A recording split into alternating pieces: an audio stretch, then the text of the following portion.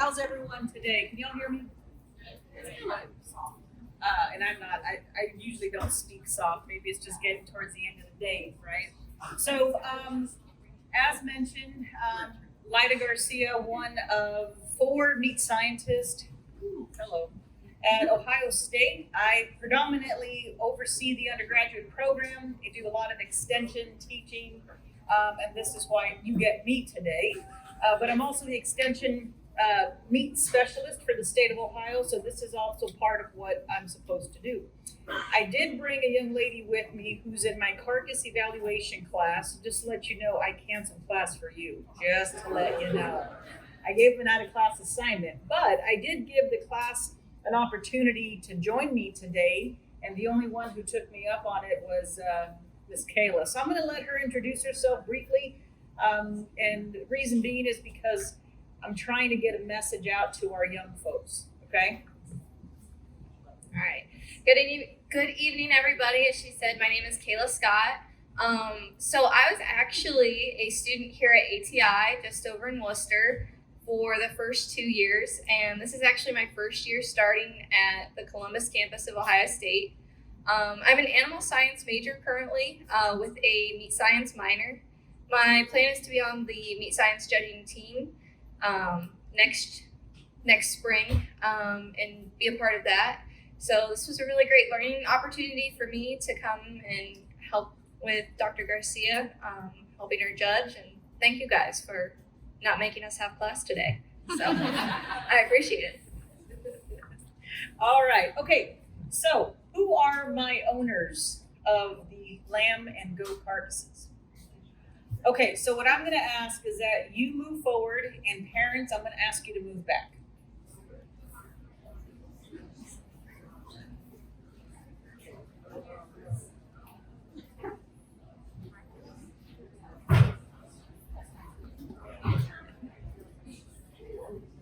Look at all the shy ones in the back. Don't let her look at me.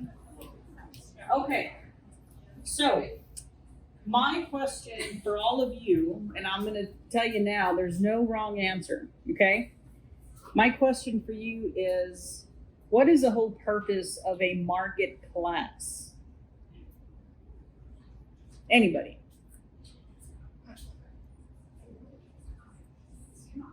Anyone? You want to phone a friend? Don't make us look bad, guys. Come on. So all of you showed. Is that fair to say? So what is it that you're looking for, or your goals? What are your goals for that animal before you go into that show ring? What are you looking for? Really?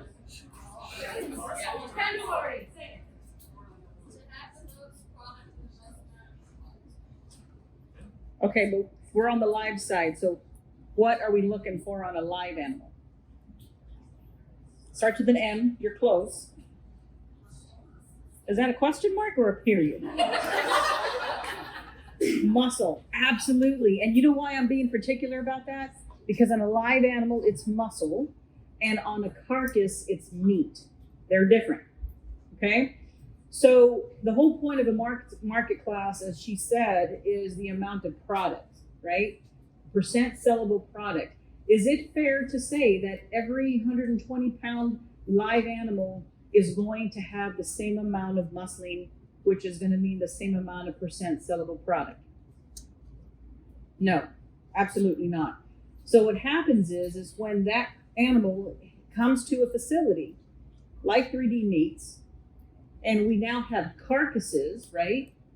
Now we're evaluating the meat. And it's a calculation, it's a formula.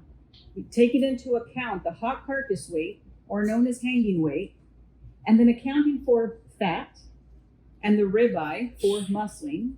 We put it into a nice USDA formula to calculate percent sellable product. And so what you're going to see in there is that Kayla and I ribbed the lamb and goat carcasses between the 12th and 13th rib. Okay, all red meats is between the 12th and 13th rib. Once we expose that ribeye, and the reason why I say expose that ribeye is because if you think about the live animal, and you're looking over on top, you want like an M shape, right? That M, that curvature, is going to tell you more or less how much muscling you have for percent.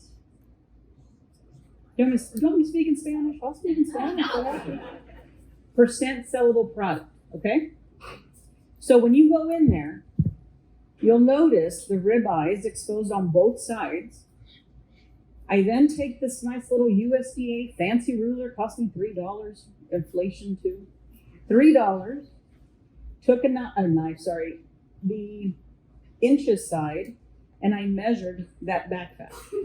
And then I went 5 inches from the backbone off to the lower rib, that's what we call the body wall, and I measured the fat, including the rib, okay? So those are my 2 factors, my fat factors for the equation. Then I measured the ribeye. Now, the larger the ribeye tells me what to the hot carcass weight.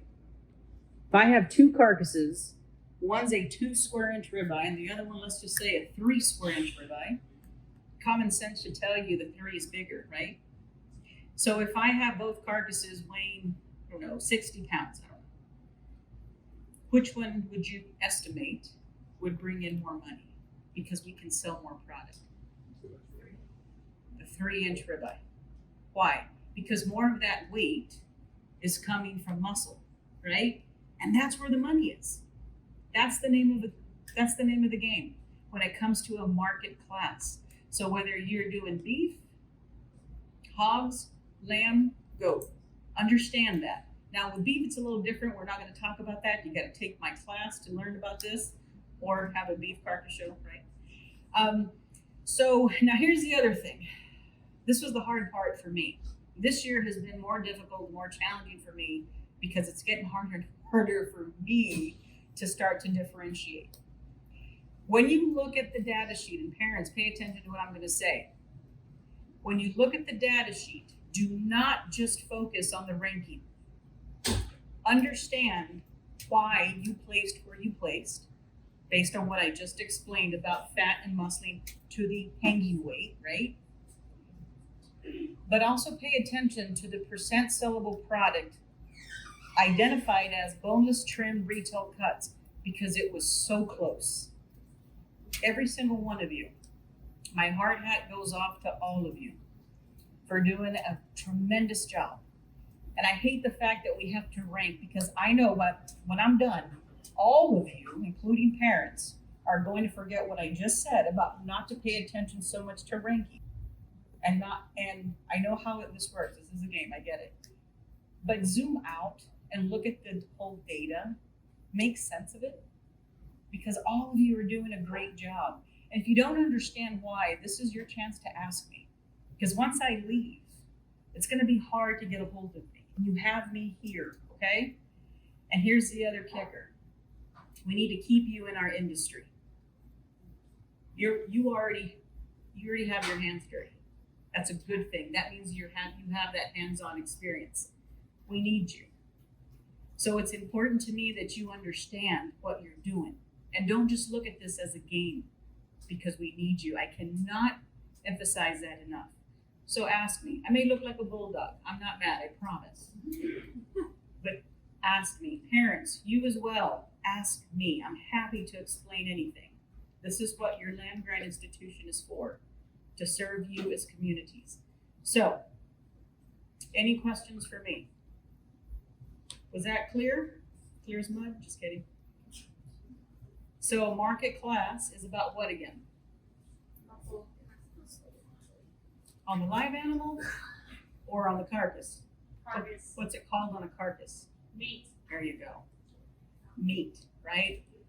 More meat, more of that hanging weight. We want it to come from the meat. Because then that means what?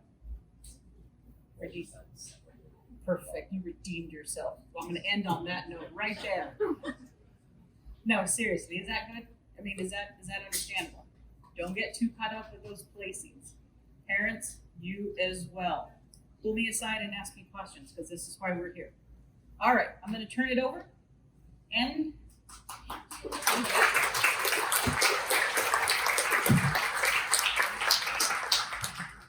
Okay, I opened the right paper. They wouldn't let me look at it beforehand. All right, we are going to start from 10 and work our way up, I believe, right? That's what we're gonna do. We're gonna start with lambs, and then my lamb exhibitors, you're gonna head on in the back because it's a little crowded back there. We want everybody to get the chance to look.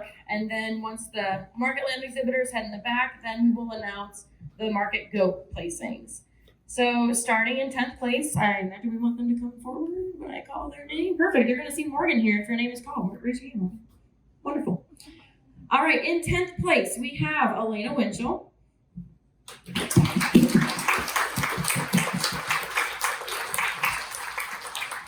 In 9th place, Josie Emler.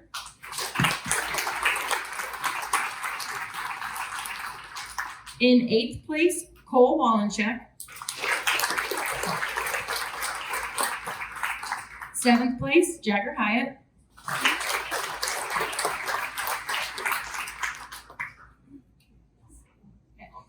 In 6th place, Kayla Appleger. In 5th place, Bryce Nussbaum. In 4th place, Jenna Zimmerly. 3rd place, Walter Baltic.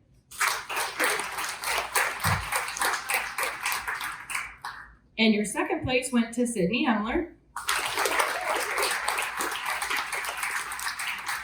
And your 1st place went to Cooper Hellman.